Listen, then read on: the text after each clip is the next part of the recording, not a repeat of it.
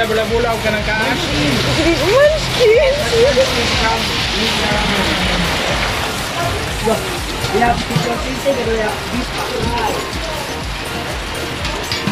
Mga mo food or meat. Pansit. Meat siya. Bisa nih? Gusto. Gusto. Ini gudoy. Ikaw gudoy. Ah, kanina pitalo.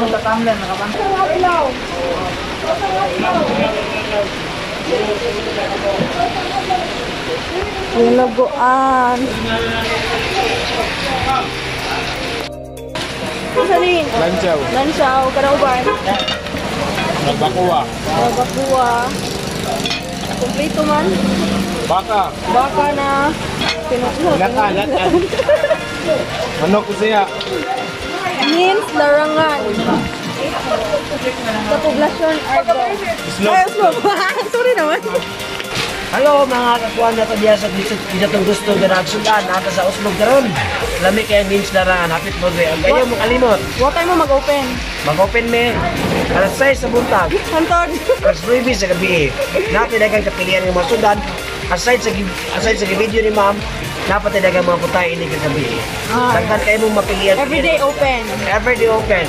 Located in Oslo Poblacion in front of Abilis Compound but across RGT gas station. Okay. And you are?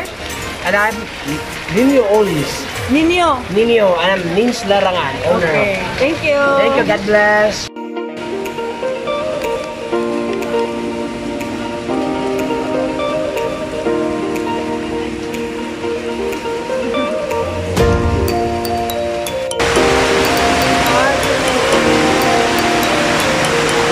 Larangan sa Oslo.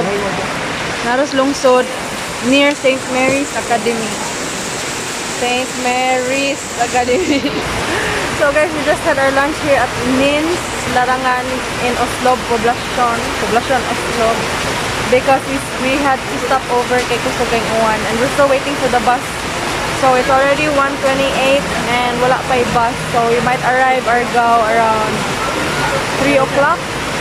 So if you happen to be in Oslo and if you're looking for seafood like larang, gusto, or gusto pa na diha baka, that ang baka, they have it here. So visit them.